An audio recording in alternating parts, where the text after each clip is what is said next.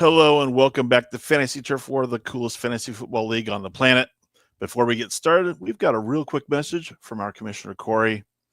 We went condition 1 over the last few days as we had about 30 feet of visibility and 60-mile-per-hour winds. It's been an absolute crazy week and only getting crazier. So, Cory, I hope everything's all well with you as you continue your adventure and your assignment in Antarctica. This is Season 2, Episode 20, overall, our 96th episode, and there's a ton to talk about. So let me bring in my partners in crime. That would be Susan, the Gridiron Goddess, and Adam from Fantasy Couriers. Welcome, welcome, welcome. Susan, introduce yourself.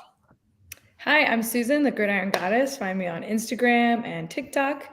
A lot of my content is aimed at beginning fantasy football players. Excited to be here tonight. Talk some waivers as we head into some crazy things with injuries and bye weeks and stuff like that. What's up, Adam? You got DJ Dove for the Fantasy Couriers. We're basically just a bunch of dudes, two dudes who just were friends and just started talking fantasy football. And it's evolved into this. Like, it's still just two dudes yucking it up. Oh my goodness, Sharon. Sorry, I got sidetracked. One of our favorite people, Sharon. Just I got to highlight it because she can take over for my week. But she had 14 winning teams this week, so kudos to you. You'll compare to us later on. That's amazing. Anyway, she's doing so good because she listens to the Fantasy Couriers and we connect to email. She works with the Gridiron Goddess. She's connected to all of us, which is why you win 14 games. But we just have fun doing it. That's our thing. You can check out any of us anywhere you listen to podcasts or fantasycouriers.com. On our website, I also have links to some of Fantasy Pro stuff, which we'll talk about later in the show. Yeah, and I know all three of us, we are fielding questions all the time from people, trying to get people educated, trying to give people tips and information and things like that. So for our friends at home, welcome. We are streaming live on several platforms. We appreciate you guys being with us. Make sure you stay tuned in to the very end of the show for our trivia segment where you will have a chance to win a prize package from us and from our partners. Week 6 came and went. We have more unpredictability with NFL players and teams. Last week, we were talking about the last of the unbeaten teams going down, and then they both lost again this week. And for several teams that were struggling early, some are clawing their way back into conversations. Well, maybe not all the teams. The Ravens just seem to be completely lost, but probably even more so are the Jets that, after that pitiful showing last weekend, I don't know where they're going, and I'm not sure they do either. And then there are just a lot of teams we just cannot figure out. But enough about reality. Let's talk fantasy. So we know how Sharon did. Thanks for the comments in the chat room, Sharon. Well done. But how did you guys do? Adam? Not good. I'm the opposite. The other week I had a really strong week. It was the opposite this week, but I did not do well at all. It was crazy. I got clobbered. I got obliterated. I had some teams that came back, like DeAndre Swift brought me as a team back in my work league, which is pretty competitive. Actually, I saw the teacher in the hallway. She's like, "Don't look at me." she's like, I was watching the end of that game going, no. And, but I still, I had to look, you got to look at your games with silver linings at points. I had a team where I was the second highest score, lost. Second highest score, lost. Third highest score, lost. And if you're doing that at this point, my words of advice for those of you whose week got I was doing so terrible Sunday that I stopped watching football and I wrote a paper for my college class. That's how frustrated I was. It had to be done by Monday, but I was like, I just can't. I'm so mad right now. But you look at where you are in stats. If you look at your points for, if your points for is up there, you still are a strong team. Like, I'm looking at teams. I got one team I know is done. It might be in Fantasy Turf Force, but I have a couple other teams. That team is just a triage unit. It's terrible. But I'm looking at teams that are with the point differential. Like, I have a team that's like third highest scoring, but first highest against by a mile. Meaning we need more commissioners to follow your rule, Susan, and do the median score, which I've heard of it. I've never really done it, but I might fiddle with it some next year to get it in. That's great. Don't lose hope, but keep an eye on that as you're going, because you might not be as bad as you think you are, or as bad as and with this many games, and all my leagues are within striking distance of even the playoffs if I'm right outside, because I'm putting up that many points. And that's really the conundrum. You can only control what points you're putting up by putting in the right people. You can't control what everybody's going to do against you on their team. That's up to them. But Susan, how did you do this past weekend? Half and half. I won 6. Oh yes, awesome, great, Sharon. I won 6, lost 6. One of my teams, I'm really confused about what to do because it's a dynasty league. And I had the second overall. I had the second pick last year. In my brain, I'm like, I'm just tanking it this year, right? But I've got some good pieces. Drake May, Jaden Daniels. I had Hampton. This I won, and right now I'm in 6th place. I have like 4 spots on my bench. The players is so bad. I have no depth. And so I'm like, I don't know what to do with this. Now your conundrum is: do you tank the rest of the season or get a better pick? I have 3 firsts for next year that I could try to sell to go get pieces for this year, but like I don't know. It's I'm in a conundrum with that. But half and half, and I took out in our fantasy turf war division. I took out the first place team. There you go. Go. He's still in. There's 3 of us that are now 5-1, but he's in first place still because of the points for. But yeah. Boo! But I beat him this week. So your 5 is in the first column, not the second one. Yes, my 5's in the second column. Yeah, you're supposed to switch it. I should screenshot my bench, man. It's terrible. And I'm only in 4 teams, so I don't have you guys' dilemma of having to manage all these teams and then rooting against players you've got on your team that you want to score, but not too many points, But I was in position to win all 4 of my games this weekend, and I had a heartbreaker last night. I had Jaden Daniels putting on the points, catching up towards the end of the game. He has a rush for about 7 yards, put me in the lead, and then he fumbles the ball the next, later in that series, and it's like that threw me behind, and I lost the game. So that's a heartbreaker. And he was unbeaten, still unbeaten to this point. Brian, you know who you are. I know who you are. I'm still coming for you. But that was a heartbreaker because I had the number 1 team in my sights, and I had them and let them go. Well, my quarterback did, but again, heartbreakers. But hey, we've got more to look forward to, including the bye weeks ahead and things like that. Do you guys feel you're in a good position right now, or still a lot of fact finding and maneuvers you've got to make? I have one league, a dynasty league, that I will not have a wide receiver to start at all, like at all. And so it's being in a dynasty league. Do I go try to trade some assets? Do I just deal with it for the week? Because in a dynasty league versus redraft, the benches are long. There's not really guys on the waiver wire that you're picking up to start. Like Kendrick Bourne is on somebody else's team, So you just have to decide, am I going to try to trade pieces now that will possibly hurt for the rest of the future of the team? But that's the one. So well, there may be a sneak pick out there. Listen for Adam's pick later in the show. That's a teaser for everybody, so stay with us on that. So let's dive in. Let's talk about 2 savvy veterans, both who have Super Bowl wins under their belt, and both who have been on 2 different teams over the last 2 seasons. That would be Aaron Rodgers and Joe Flacco. So this is interesting. 2 savvy veterans, but with their new teams, do you think they're going to fit in with that team's identity? I think they're both fine with the team's identity. They knew what they were getting in Pittsburgh when they got Rodgers. You got to know what's coming. You're going to get an older veteran, knows the game, has talent in the game. He's still aging, but you're going to have a little prima donna to deal with within Rodgers as you're going through it. And I think the Flacco to the Bengals thing is great.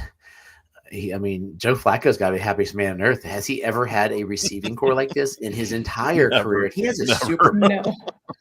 His running back is a good guy who's playing terrible. So even, you look down what he has available to him. I don't think he's ever had a unit like this, and he's still slinging it. Like he's not putting up Josh Allen, what he usually, except for this week, numbers, but he's he seems to have fit in our. I mean, if you get traded, what was it, Tuesday, Wednesday, something ridiculous, and then you're middle of the week. I mean, you know he's knowledgeable enough of his system. I'm sure they dumbed down the playbook a bit to get him acclimated, but imagine with the whole playbook, the Bengals might be competing, and Joe Burrow might come back in December trying to make a playoff run. Yeah, that's interesting. We got a lot of questions for our audience today, so I'm going to skip around a little bit. But Susan, I'm going to go to you with this next question. Do Pittsburgh and Cincinnati make the playoffs this year? That's really tough. What worries me about Cincinnati is that line.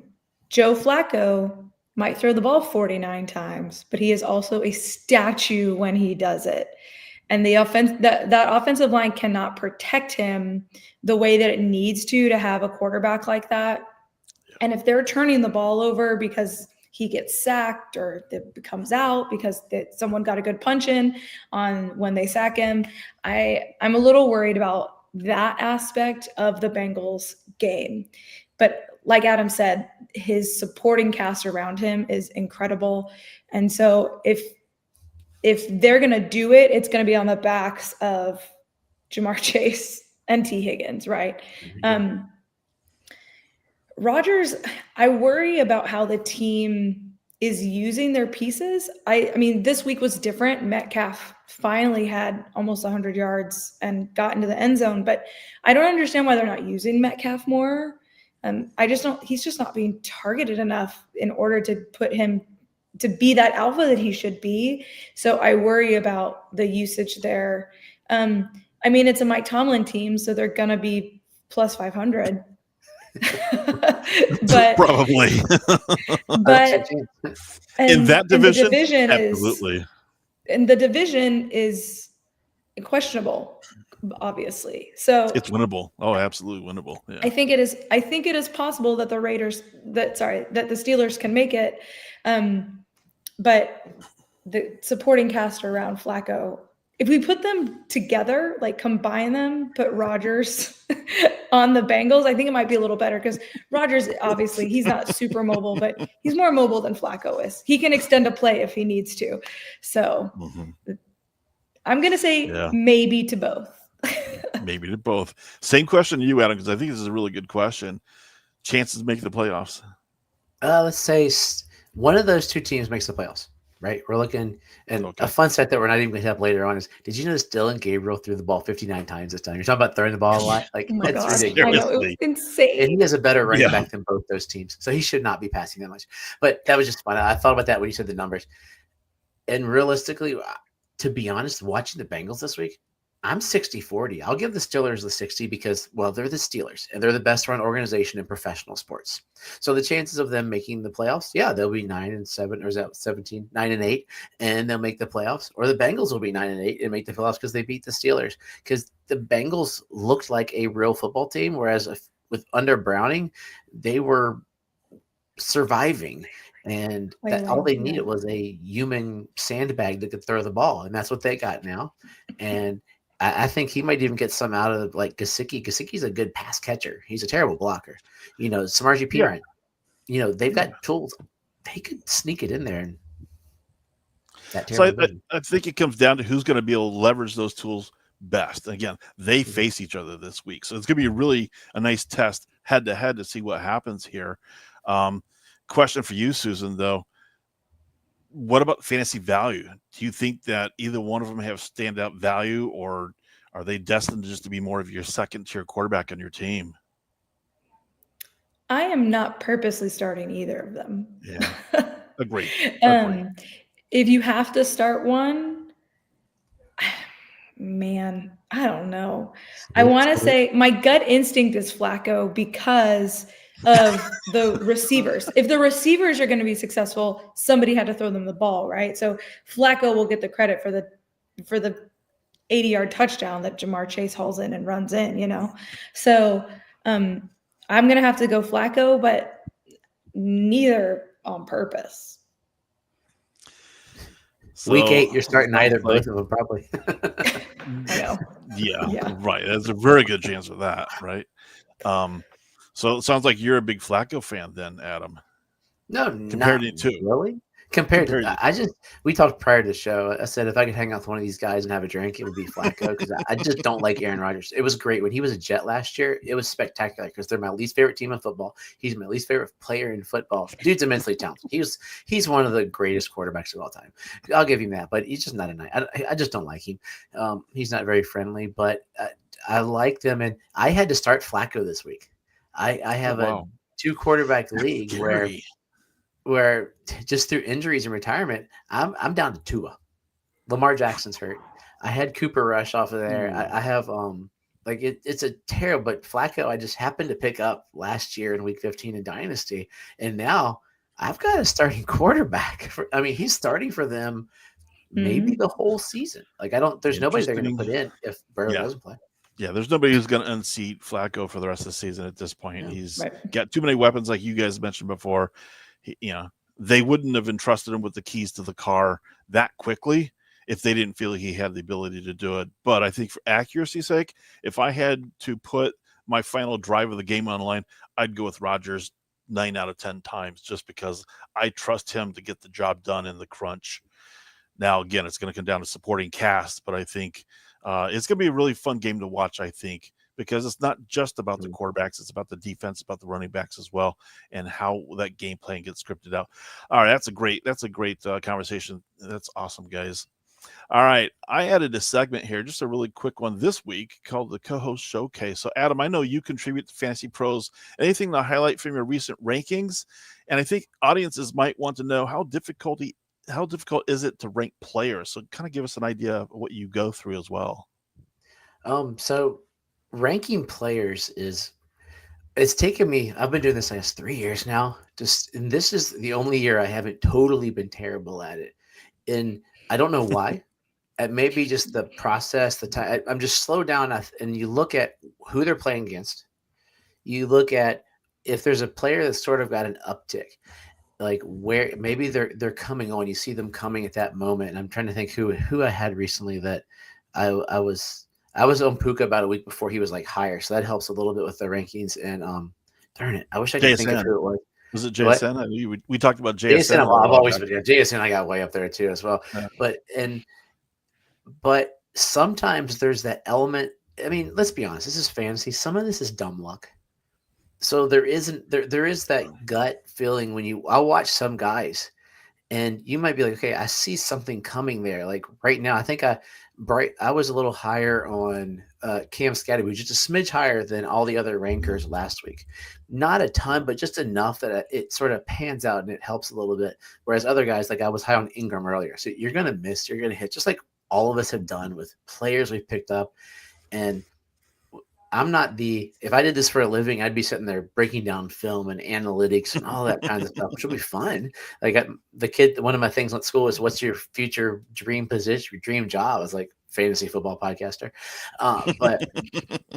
But this year's been fairly well. Last week, I was the Fantasy Pro ranker number 11. Overall, number 11. Nice job. Nice. Like number 2 on quarterbacks and stuff. I'm still played catch up. I had a week a few weeks ago that wasn't great, but awesome. My goal realistically, there's about $175. My goal for being a layman fantasy guy who just has fun and talks just from where we are, we have day jobs. Right. I have day jobs. If I can finish in the top 100, that's like my dream. That's cool. I've had years where it's been way far away from that. So this year it's been fun, but then doing the contributions are a fun thing as well, especially being highlighted last week. And I just spoiler thing, since we're not talking about it, is I got to do my buy low, sell high people this week. I'm a buy low person. That's what the article does. I put Javonte Williams. So for you Cowboys people there, because last week he did not do great. And even though he at one point was like the number 2 fantasy running back, nobody wanted him. People weren't starting. I had him. I wasn't starting him. He has no respect, but all he did was score points until this week. But I think on a team that throws the ball, you can do great. And then I talked about sell high candidate is the former Cowboy, Rico Dowdle, because he's killing it. But money talks. And he's going to 2 straight. He murdered it. He was wow. But he also played 2 terrible defenses, and they played Chuba too much. They're going to be 50-50. I think if you have Chuba, like I do a lot, you're going to be sad. If you picked up Rico, you're like, yes, but they're going to go half and half. I think they're going to be 50-50, but Carolina's on the uptick. So yeah, that's a lot to say that. Yes, it's been fun, and they keep having me back. So I'm going to do it as long as they let me. Great. Susan, we mentioned earlier on the show how you work with a lot of newer team owners in the fantasy football league stuff. So how accurate of a statement is that across all the teams you've got in your league? Is it just new players or just kind of a mixture of them? And how do you know when that light bulb turns on? So it's a mixture. The tournament that I'm running with some other people, including Miss Jennifer here. Hey, she's one of the commissioners for me. That's a total mix of beginners and women who have been playing for a really long time. And so one of the things though that when I look for in beginning players when they're like learning is when they come to me with the right questions to ask. Mm-hmm. Because one of the things about learning to play fantasy football is, like Adam said, a lot of it can just be dumb luck, but you have to have the process, right? So there has to be a process in place for your thinking. And typically it's like, follow the process. The process was there. It just didn't happen this week. And so when you start seeing the right questions about the process, that's how you know they're learning the game and how to play the game. And so that's really fun to see. That's cool. That's got to be so rewarding though. When you know that you've had direct input on helping somebody, whereas like Adam, you know you're probably helping somebody because of the rankings that are out there, people gathering their information as an aggregate and moving on it. But Susan, your contributions are a little bit more individualized in a sense as opposed to the rest of the world. So kind of like all this. Right. I like that statement. Yeah, Susan. Yeah, she did. She messaged me. And that's who I suggested. So I'm glad glad it worked out. All right. Well, I know the rest of the world appreciates both of you guys' contributions to the Fantasy Football League. So do I. But we have so much more to talk about today. But let's put in a shameless plug for our partner, Alpha Clash. All right. I got to get to my read. Sorry. I wasn't scrolled in the right spot. We were so excited. Okay. Let's take a quick time out to shout out. I got it. Yeah. Let's take a quick time out to shout out our partners at Alpha Clash, the indie comic book trading card game that turns every match into a lore-driven battle for glory. In the Alpha Clash universe, super-powered contenders collide in a fast-paced game that blends perfectly fun and competition. Build your deck, unleash your devastating abilities, and outmaneuver your opponent in a game that's as much about brains as it is about bold moves. The artwork will pull you in, the gameplay will keep you coming back, and the growing global community awaits. Head to alphaclashtcg.com and start your journey today. That's alphaclashtcg.com. It's time to enter the Clash. Alpha Clash has also generously donated booster packs where you at home can win today. Yeah. Awesome. And as always, we encourage viewer participation. Feel free to chime in on any of the streaming platforms we're on with any topics we're talking about. Don't be shy. Agree with us or disagree with us. It's all good here. If you've got a question about a trade or a starter situation, or do you need our take on a player or a team, it's all fair game here. So feel free to use our chat rooms on any of those platforms. So our show this week is entitled Rodgers versus Flacco, Fantasy Mayhem, and Waiver Wire Panic. So we opened part of our show with the discussion of Rodgers versus Flacco, but there is so much more going on in the NFL. Injuries, bye weeks, people coming and going, rookies on the rise, some veterans past their prime, and of course, the NFL trade deadline in the distant future. So let's face it, lots of mayhem, lots of panic when it comes to your players or waiver wire targets. Part of the mayhem comes from stunning wins or losses. This week had their share. So which of the games in week 6 stunned you guys the most? Adam, Susan, let's go to you first. What surprised you the most? Honestly, the way that the Falcons got up on the Bills last night, holy cow. I was watching, I turned the game on, and I was like, is that really the score? Because that game started early enough, right? So I've got kids, I was putting them to bed. And so I come out, and it's like 21-6 or something. And I was like, that's crazy. And so now the Falcons tried to falcon. But they were able to, they held on. And oh my gosh, Bijan Robinson is just so good. He's just so good. Like there is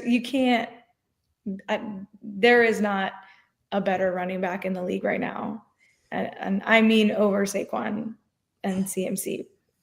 I don't know if that's a hot take. I don't know if that's a hot take or not, but he is so good. And so that game last night, I think, was my shocker for the week. Yeah, Bijan was I think he was my player one this year. I went to work today. I said, you know what? He might be my favorite player to watch right now. He's just powerful, and he's a nice dude. So unlike Aaron Rodgers, no, he's a nice dude. So he's doing it. It's like, yeah. I could do it all night. But tell us how you really feel. Yeah. I really want to talk about the Panthers steamrolling the Cowboys, but that wasn't the biggest shock because they're actually playing well. So I want to go to Thursday night. The Giants, the G-men, who my words earlier in the season were, don't play Jackson Dart because he's going to get clobbered and it's going to ruin his self-esteem. Sorry. See, we get it wrong sometimes. Dude, the G-men, my team is so terrible. They decided with 45 seconds, the Dolphins blew the game. Whatever, I'm done. I might be in store for a new team, but rooting for the Giants, watching Jackson Dart have fun playing football, like it's just so much fun to watch. And then Cam Skadaboo reminds me of like Mike Allstott, who was like one of my favorite players. Running over people, just going through, and they're doing this without their best player. And the Eagles look like doo-doo anyway. They did not look good Thursday night. Jalen Hurts has not looked good recently, and he's a guy I like, but numbers show up some, but he looks off, and I can't put my finger. I mean, Dallas Goedert, that's the guy to pick up. But yeah, seeing the Giants, I would have lost money betting on that game because it's the Giants. I still don't believe it. I was like, oh, Jackson Dart. Will Levis had a good first game. 3-4 touchdowns, nothing since. Jackson Dart, he might be the real deal. Mm-hmm. Only 2 weeks, but, very Drake Mayish to me. Yeah. I'm not sure the Eagles know what's going on there quite yet. They were winning, and everybody's like, oh, don't worry about it. We're still winning. And now they've lost 2 in a row. And to lose the way they lost to the Giants came out just on fire, scored immediately, and forced the Eagles to rethink how are we going to play the rest of this game out. Forced a defensive player to retire. Yeah, seriously. I mean, Hurts is getting these fantasy numbers. So if you have Hurts on your fantasy teams, you're still playing him. He's still putting up numbers. But right now, it's how is he getting those numbers? I'd much rather see him throwing for 250 or 300 yards a game rather than trying to have to manufacture, 3 or 4 tush pushes in a row to get that touchdown. I'll still take it. I've got a share of Jalen Hurts myself, but that was not pretty, and you can just see a very disgruntled team. The next question is, how many weeks does that roll over?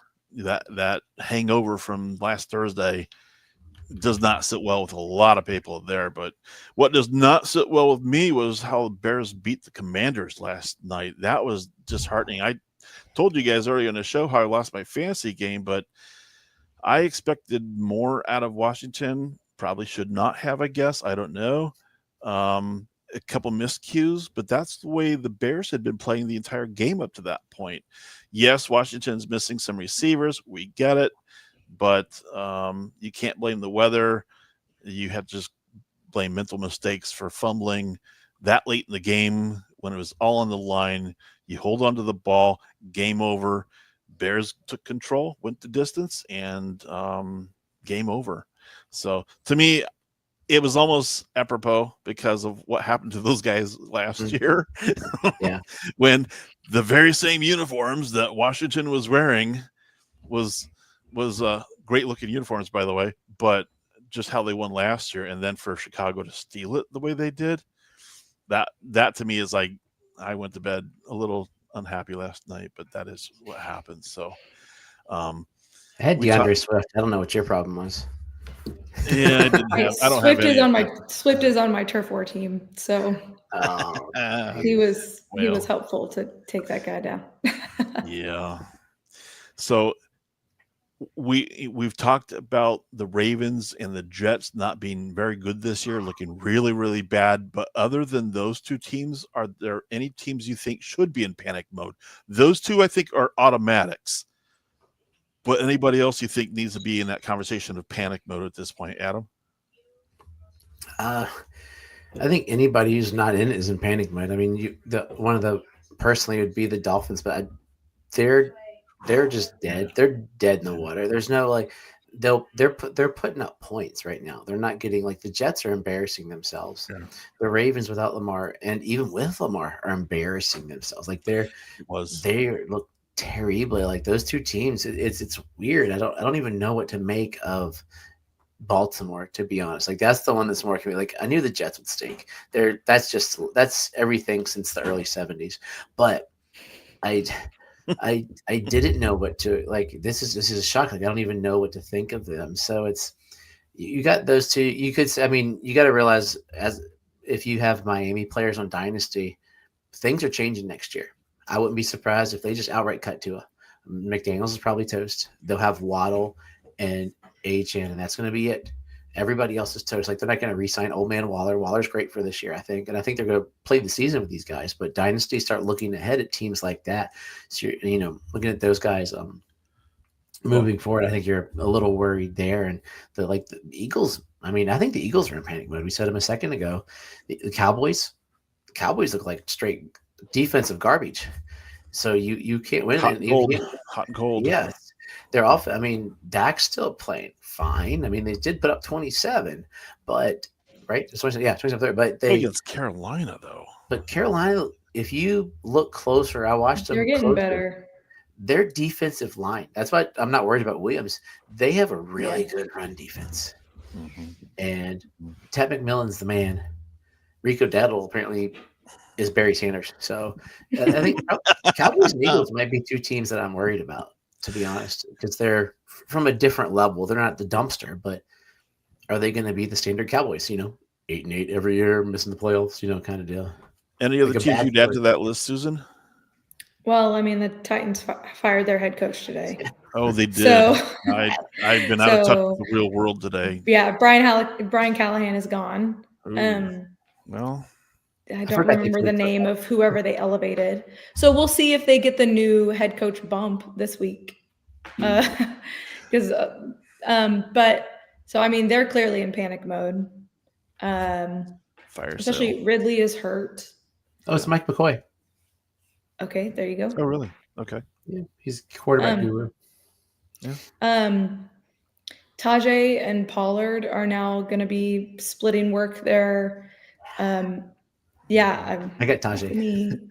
I've got Pollard, so but so I mean, I definitely think the Titans are in panic mode. They may start doing some more house cleaning. I don't know. We'll see if anybody else besides Callahan goes. But other than that, I don't not that I can think of, because like you said, kind of at the top, it feels like some of the teams that started off rough are starting to come back up. Carolina, the Jags, are all doing better. Right. So now keep in mind, we have the NFL trade deadline coming up. So I think we're going to see some things maybe over the next couple of weeks that might be somebody tipping their hand of cards of who's in fire sale mode, who is not. If you're truly going to be in rebuild mode, you're going to start dumping those high-priced players at that point in time. So I think you're either going to find those middle-tier teams or the ones who are just now scratching out maybe the second, maybe third one if they're lucky, in a bad position, because do we rebuild or we try to still fight to get into the playoffs knowing that the season's not that far along yet? So I think it's going to be interesting to see what really happens with a lot of those teams. But yeah, I mean, the teams that you guys brought to light, I agree. If they're not in panic mode, you're going to start seeing things that will show that they're in panic mode pretty soon here. Mm-hmm. All right. Each week we've been discussing players on if we trust them or if we're playing just a guessing game. Perhaps there are situations or durations we might feel comfortable with, and others we just want to have bench for now. But if you're at home, let us know who you might be concerned about trusting or not and we'll see if we can pull those into the chat room as well. But last week, great discussion. I think the eventual path we took was that you may simply have to trust who you drafted in those early rounds, just ride or die kind of mentality. Among those players we talked about last week included Derrick Henry, Ted McMillan, Trey McBride, and the latter two both delivered touchdowns for your team, so we hope you stuck with them if they're on your roster. This week, the theme is running back backfields that have been either significantly hurt or decimated this year. So what do we make of the following backfields, starting with Arizona? Adam. If you start someone, you pray. I mean, all week it was the other week it was like Michael Carter, and Michael Carter did fine. And then all of a sudden it's Bam Knight. What? Bam Knight? What are you talking about? It came on like Sunday morning. It's announced Bam Knight starts. I'm going through all the Michael Carters, dropping Michael Carter, picking up Bam Knight. He did not do anything incredible but score a touchdown. So I mean, he had one reception for 20 yards. That's a good stat. There's 3 points, or 1.5, whatever, 2.5, whatever you get. He had 11 for 34 and a touch. And I think Carter I've only got Bam's. I think he had more touches but less production. So they both stink. You just got Bam's the boulder. So he if a guy's going to score a touchdown on, I mean, Jacoby Brissett, Peyton Manning Jr., and the Arizona Cardinals, it's going to be him to score, but you're picking him up because he's a living, breathing, not hurt running back. Like that. That's where we are. Like I was telling y'all prior to the show, I've got like a bench of hurt people on a couple of they're good hurt people, so you can't drop them because they're going to come back, but you might be too late. So do you trade hurt people? That's a strategy for another day. But yeah, I think it's Bam, and if you have deeper benches, you hold on to Carter in case he plays like hurt again. Yeah. Susan, how would you deal with this Cardinal running back room? What do you do with it? So the only thing that is crossing my mind is that Carter got 5 targets. He only caught 1 of them or 2 of them, but he got 5 targets, and Harrison is out. He got a concussion this weekend. Typically, players are not clearing the concussion protocol in time for the next week. So the likelihood that they're going to be without MJH is pretty high. So personally, for me, I'm going to keep the starter I'm going to keep the player who's getting the targets, because that's going to go up with Harrison out. So Carter didn't get as many carries. Carter is also rostered way more than Bam Knight is. He's up at like 85 or 69%, 70% or something. And Bam Knight is still down on Sleeper at like 18 to 20% rostered. So if you need someone, the backfield this last week was very split. It was like 11-9, but Carter is getting the targets. So that would be the only thing to think about for me, knowing that Harrison Jr. is out. And my only take on this group is who's gonna get hurt next, and who's gonna be the next person we feature on the waiver wire, because that's what it's been. It's been that carousel for the last several weeks. It was, Connor's gone for the season. Everybody's got to go get Trey Benson. What happens? He's on IR. Well, now it's like, okay, well then who's next person up? Well, we're in the 5 people. It feels like San Francisco from last year with CMC. It's like you draft somebody, great, but then you get the backup. That didn't help you, or the backup it didn't help you. So it kind of feels like it's that carousel right now with Arizona, until they can start showing me that they actually can, put up some numbers that are fantasy relevant. For myself, I'm not sure I trust either one of them to just roll the dice with it, but that's just me. And fortunately, I don't have to worry about the situation. I've got no stake on the Cardinals anywhere on any of my rosters. Oh, we just saw Sharon. Did she see our notes or not? Let's move on. Susan, we're talking the Chargers running back room. Vidal, was it Adam Vidal Sassoon, as they want to try to call him? Fantasy football called. Yeah. So Kamani Vidal or Hassan Haskins. Susan, lead us to some clarity here. I mean, it was back and forth all week, right? Who are we picking up? What are we doing? We were kind of led to believe that it was going to be Haskins based on the preseason. I spent fab on Haskins in multiple leagues. And it was not Haskins. Vidal was the starter. He got double the carries that Haskins did. Yep. And so that's where you have to go. Fortunately, Vidal is, I think, a little less rostered because a lot of people thought Haskins was going to get the work. So that is helpful. Let me actually I can pull up how rostered he is. While you're doing that, I'm also going to say it's probably not going to help a lot of people because they're like, oh, Vidal, he got the carries. I'm going to jump on him. So that number is going to change this week.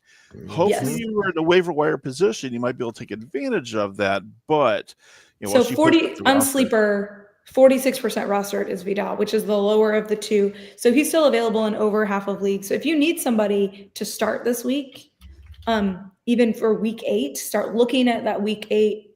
Start looking at your players for week 8. Vidal is someone who you can pick up, and he will be a starter for this week and next. Now, on week 8, too, the Chargers' strength of schedule for running backs is good. They're playing Minnesota, who I'm using the Fantasy Footballers tools, but they have the run defense. They're ranked as 19th, like best, so still in the okay, it's not totally terrible. Yeah. So you're looking at an okay start for the next 2 weeks. Yeah, I was looking at Vidal last year when he was a rookie, thinking this kid could take over the backfield, but DJ, J.K. Dobbins last year was the guy. I was like, but this kid's got so much talent. It surprised me a week ago when you saw the roster moves that he had, I would say, a pretty good statistical day, and then they put him back on the, on the parking lot in a sense, just some rostering, jockeying around, and then they brought him back. It's like, but this kid's got to be the one to get the ball. I saw that coming. I would have picked him up, but I just didn't have any room on any of my teams to pick him up, even as a stash or a spec pick that he was going to be the one. But if I had a choice, I was going to pick up Vidal last week. I just didn't do it. But Adam, what's your take on the Chargers backfield? I picked up both in areas where they were free or they were available. And I played Haskins, not Vidal. So, of course, I got zippy points. But Vidal, you got to pick him up. And the challenge is, like some reports are saying, that Hampton won't be back until week 13. They have a week 12 bye. So you're looking at taking Vidal to get you through the next handful of games, and then all of a sudden he's gone for 2 weeks. And then so it's one of those, make sure as you're doing this, you're looking at you're planning ahead, because once you get to week 12, he is useless. Because if Hampton comes back, Vidal is now he's got a Rico Dowdle, I think, Rico Dowdle times 2 to take away from Hampton, because Hampton looked good and they were confident in him. And I mean, I think it's high ankle, right? Is that high ankle? Is that what Hampton is? There's too many injuries. They're all linking together. See, injured ankle injury. I'll look it up. An ankle injury of some sort. But they're saying he's going to be out for that long. So, yes. But you've got to get him. You can't play stupid. We got people that are hurt. You're feeling it. I got Bucky Irving all over the place. I would love to play Vidal till Bucky Irving comes back. If he's there and you don't pick him up, you're probably not participating. Like, you got to, unless your team is super and you have no bench space, you're grabbing him. Haskins, just drop him. Like that's, it's a waste of fab. Sorry. I lost a lot of fab. I'm with you. Now you guys have said that, you'd never know next week what's going to happen, because the word is that sometimes they'll just go with the hot hand, and that's like, well, Vidal was the hot hand this week, but are you going to get that consistency? We don't know. So people at home, just kind of do your best judgment what you think how that's going to play itself out. But culture good. All right, great discussions as always. Let's move on to our waiver wire segment. So the next few weeks of football are likely to be both full of mayhem and panic. So best buckle up, get prepared now while you're able to look ahead at both the teams on bye weeks as well as the waiver wire. Don't mortgage the farm, but maybe you might want to sell a few cows. So this week, the bye teams include Buffalo and Baltimore, probably much needed on both cases. And then week 8, Arizona, Detroit, Jacksonville, Las Vegas, the Rams in Seattle. And that's a lot to swallow. Talking about a lot to swallow, potentially out for week 7. This list does not get any smaller. You're looking at J.J. McCarthy, Lamar Jackson, Kyler Murray, Carson Wentz, Brock Purdy. Either have out designations or questionable. Check the statuses on those guys if you have shares out of them. CeeDee Lamb coming back soon, maybe Evans soon.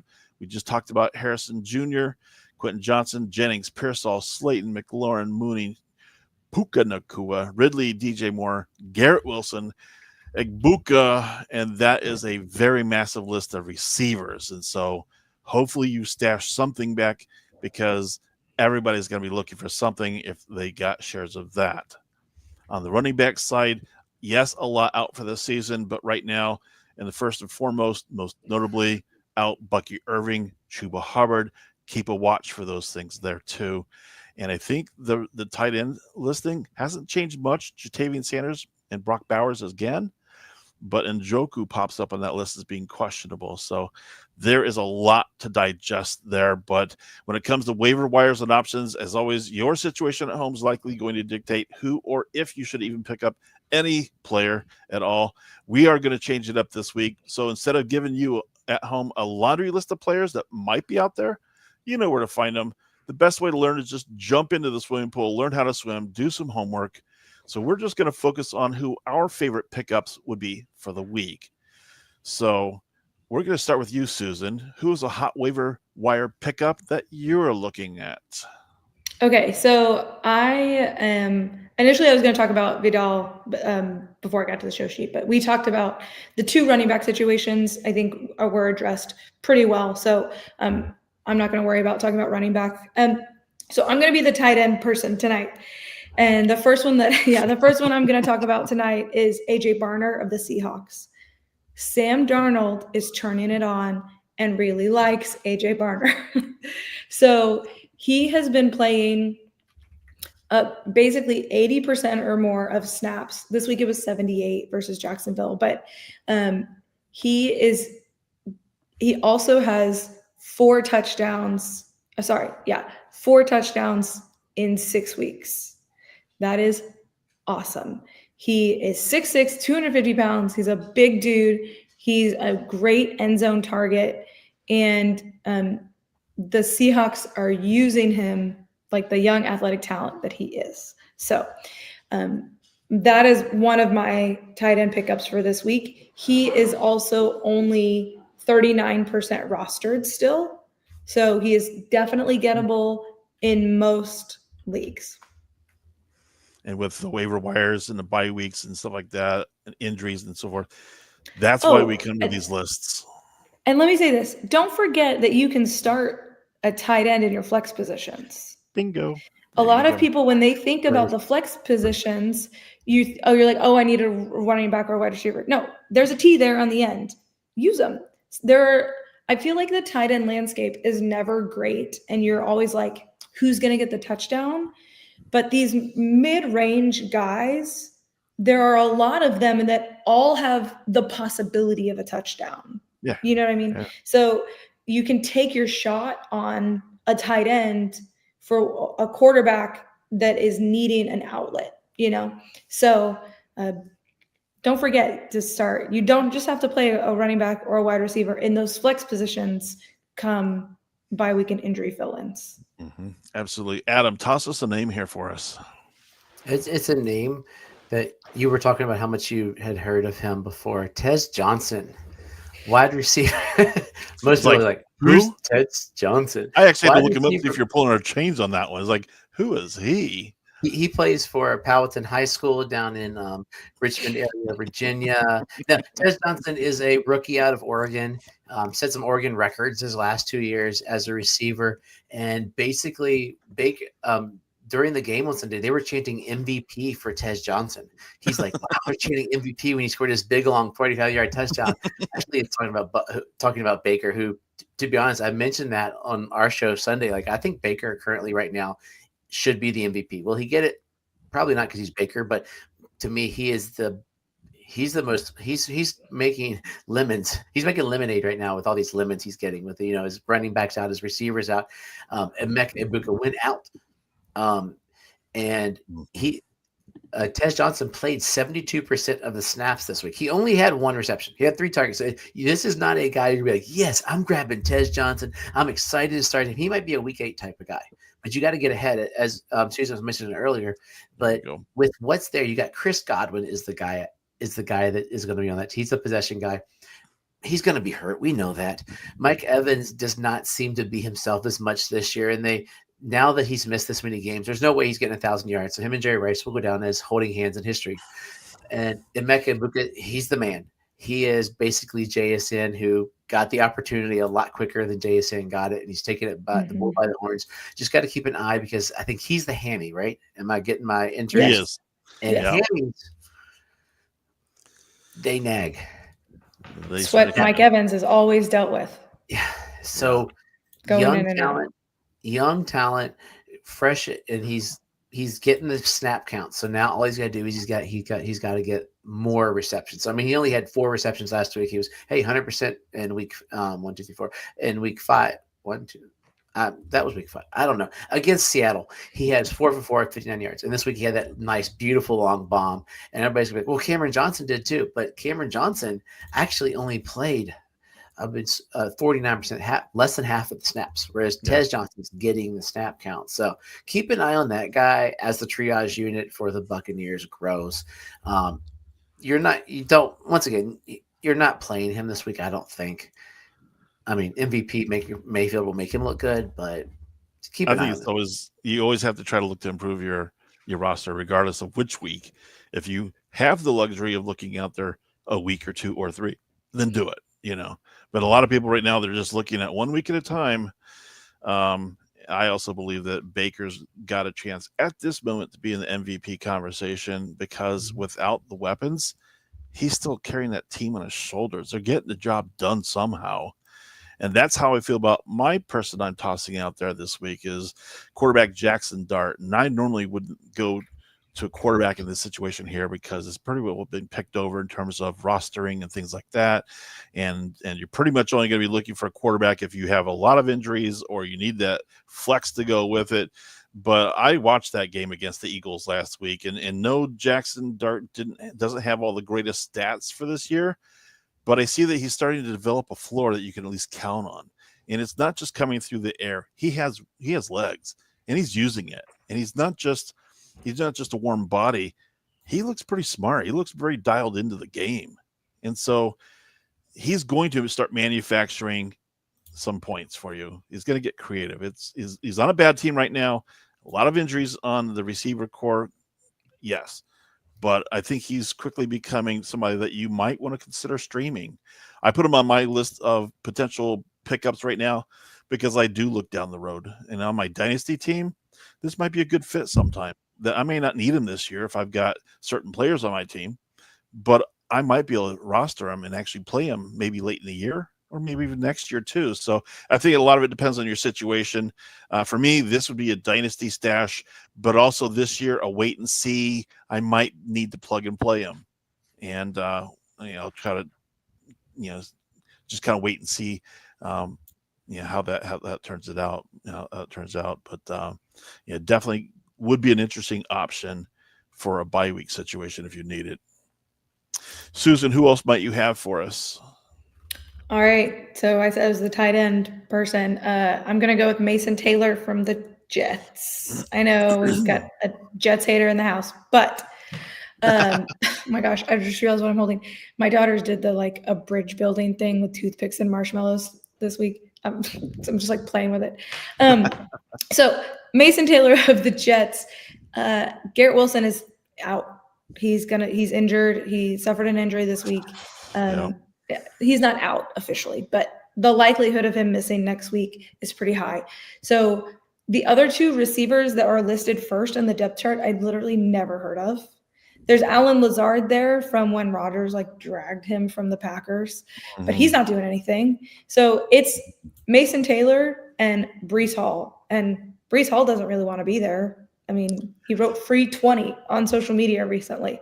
So Mason Taylor is who Fields has to get the ball out. I know that Fields has not looked good, but he is the number one target on this team until Garrett Wilson comes back.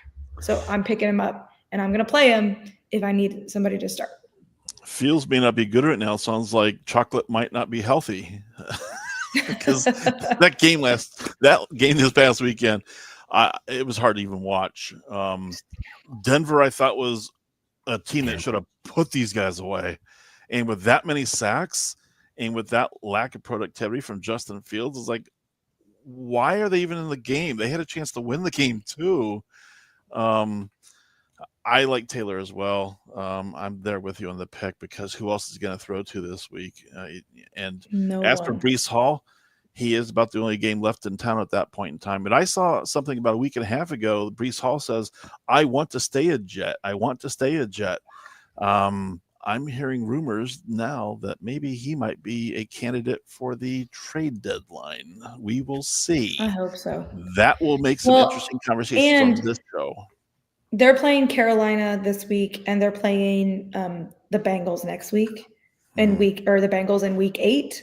So Carolina is ranked last against tight ends specifically, and then the Bengals are ranked 30th against tight ends. So it's not only is he going to be the only target around, he's also playing bad defenses against tight ends. Yeah, Adam, you liked Taylor last week. Susan, you're on the Taylor bandwagon this week. I think it's consensus. This might be somebody that everybody might want to circle on their list. If you're not going to get him this week, check out the viability because he's not going to be out there forever probably. But Adam, you got somebody else to toss out there for us, don't you?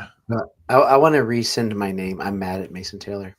I lost my game because of Mason Taylor. I know, the freaking one target. I suggested him to people this week, and I'm just like, oh, God. I lost by 1.5 points. I could have put a sandbag in there that caught. Shoot. I lost by 1.5 points because Mason Taylor was my tight end, because Brock Bowers was my tight end. I could have picked up Michael Mayer. I could have played the Gridiron Goddess, and I might have got 2 points. Like, I really think, wow, gosh. I still like Mason Taylor, but I mean, you got to figure Mason Taylor's going to get 45 yards. That's about what Justin Fields can throw. So 45 total yards passing, negative 10 net. That's what we got. So my second guy, his ownership is fairly high because he's playing well, but I think some people are still sleeping on him. I played him a couple places we got paid off. Is Kendrick Bourne. Mm-hmm. Kendrick Bourne, was a 49er back in the day whenever doing whatever, came back, and all of a sudden – Mac Jones has made Kendrick Bourne a thing, along with, they're having the same problem the Buccaneers are having. There's no receivers left. But he didn't just step up. He Rico Dowdled. Last week, 11 targets, 10 receptions, $142. How about this week? 5 receptions, $142. Same thing. He's not getting touchdowns, and he's still scoring a gajillion points. And Jawan Jennings is playing injured. He's got ribs, so he's down for a while. Ricky Pearsall should bounce back eventually. I don't trust Ayuk at all. I think he got his bag of cash. He's out of there. But I don't see how they don't continue to let him play because he's healthy and he's producing.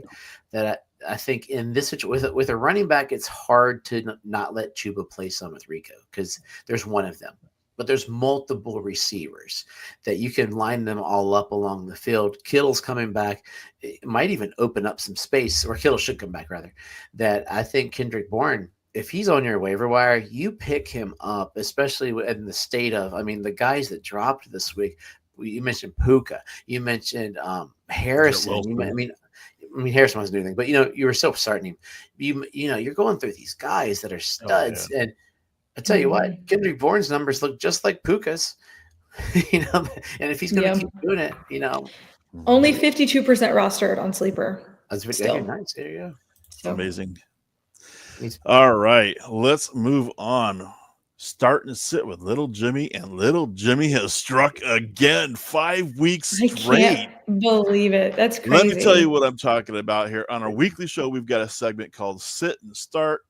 We have our little token Little Jimmy coin that we flip, and props to Tank Todd podcast for inspiration. So we have a new player for Little Jimmy to flip with today. Every week you might have a player or players you can't just decide on. Save yourself the pressure and the agony. We encourage you to use our start and sit coins featuring our character called Little Jimmy. Flip him, whatever he lands on, do that with the player. If it goes well, congratulations. If it doesn't go well, it's not your fault. Little Jimmy did it. So the worst thing you can do is just not flip the Little Jimmy coin at all. And if you've been watching our shows, again, he's been right 5 weeks straight, guys. Might want to listen to Little Jimmy. And last week we said he was going to be wrong. Oh, yeah, we did. We did. We were wrong. But you can get your own Little Jimmy start and sit coins at fantasyturfwar.com or message any of us on social media. We'll get you connected. It's only $5 plus shipping. And last week, Keenan Allen, Little Jimmy said, sit. And we were not quite believing him. We thought maybe he's going to have to lose sometime. He went 4-7, 27 yards.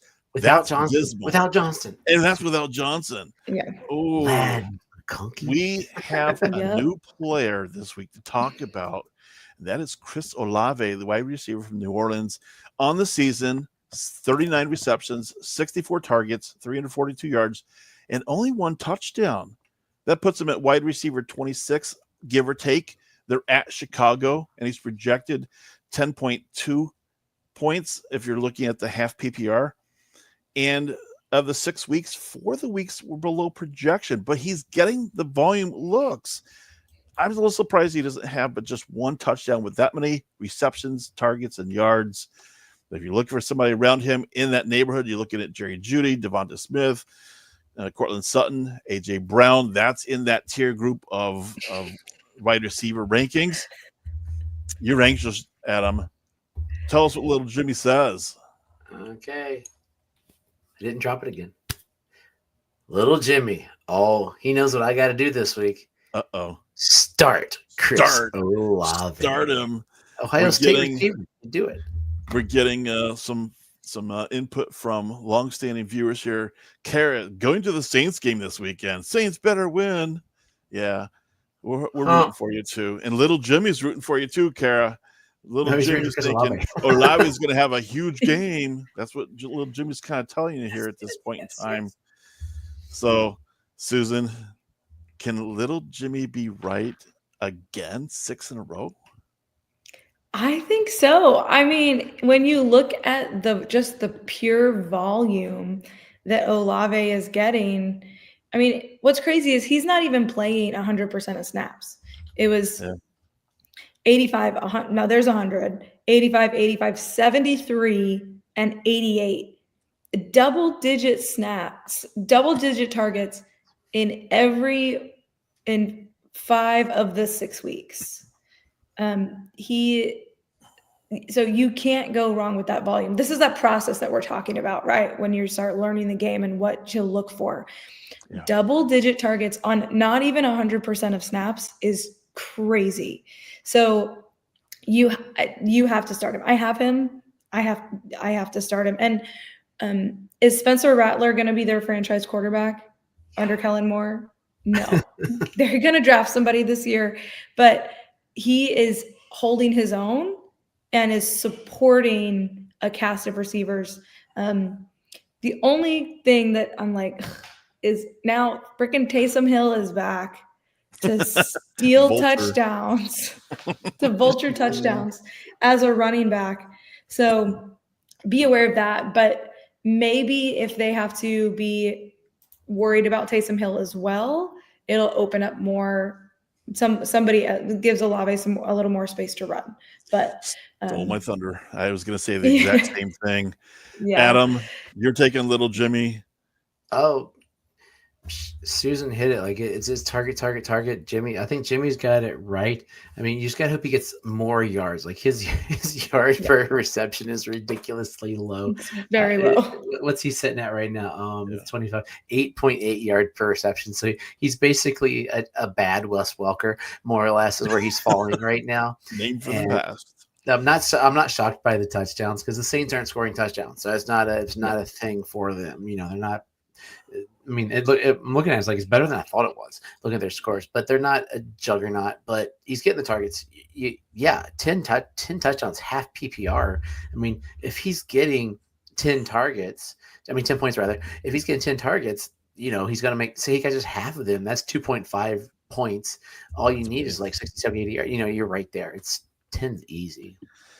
Well, in this last week, his yards per catch was up at like 16 he or something. Yeah. So he got up there a little. Maybe Rattler's getting more comfortable in the pocket, able to take a little longer to look down the field some. But you got to go. It's the Bears too. Target numbers. And that's the other thing too, I think. And when I was looking at players this week to toss out for little Jimmy to ponder, I was astounded by the stats of how can you have that many targets and receptions but not be featured as part of your red zone package, your go-to guy, especially with the player personnel they've got there. Yes, rookie, not a rookie quarterback, but a young quarterback is still trying to get his way around the field, I think. And but Olave is going to get open against the Bears. We saw what was happening with the Commanders last night and other teams against the Bears as well. That secondary can be had. Now, can New Orleans do it? We'll see. But I think they're still going to have to throw the ball to stay in the game against the Bears. So I'd say Olave is still going to get a mess of targets, and it's just a matter of can he come down with enough to prove little Jimmy right 6 weeks in a row. I think he will as well. All right. So those are our perspectives and opinions, but I would always tell somebody to do your own research, form your own opinions. Don't take just our word for it. We're going to come back to some of the other things that might be in the chat room. So if anybody has something, toss a question or a comment out there for us. But we also have trivia. We missed trivia last week, but we have a question that we put out there. We try to get one out there, but if you've got the right answer, send an email to fantasyturf4@gmail.com with the right answer. You've got until Sunday night to enter. This one's a tough question. I had to do some thinking. I'm not quite sure I've got the answer at the top of my head. The question this week, which NFL playoff game featured the oldest quarterback duel in NFL history? I had some thoughts about that one, but again, I might have to do some research on that one. But again, which NFL playoff game featured the oldest quarterback duel in NFL history? Again, remember, submit your answer as well as your name to fantasyturf4@gmail.com and then check back to see if you've won.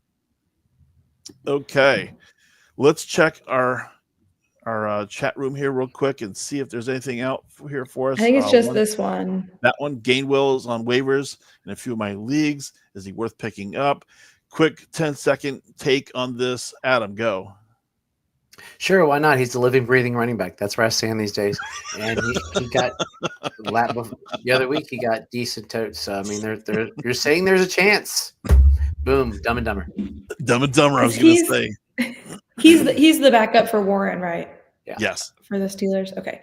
Yeah. I mean, Warren's back, and he was definitely the bell cow. But if something happens again, at least you've got the backup. Now, depends on who you're going to drop. Who are you having to drop for that? But if I'm having to drop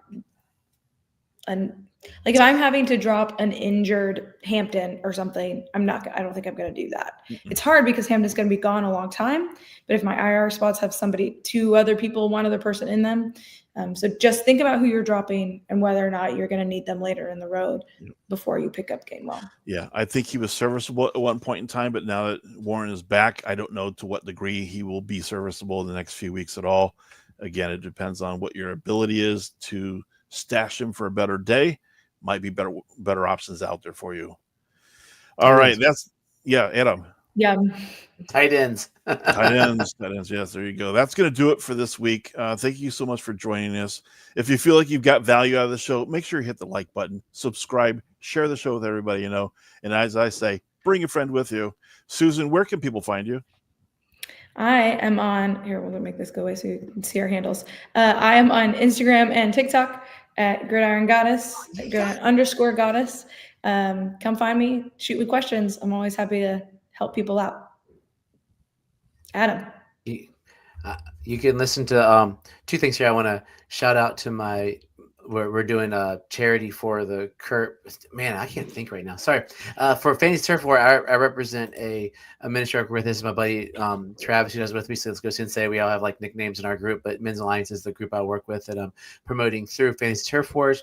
It's a men's ministry that we do a workout in a Devo, kind of just a fun time, make great friends. Check me out at the Fantasy Couriers, how I got here, fantasycouriers.com. Listen to our podcast. It pops out every Monday. And as I tell them every Sunday night, this is like part 2 of the Couriers podcast, because we go due to life, we go right up until the Sunday night games. And then I'm like, if you get that information, come see Fantasy Turf War on Tuesday. So check it out there. Check out the rankings. Tonight, I'll find out how much I tanked after being happy last week on Fantasy Pros, and articles coming throughout the week. And of course, I'm Cameron Bassett, supporting Shelter Dogs for Veterans, and you can find me here on Fantasy Turf War live every Tuesday.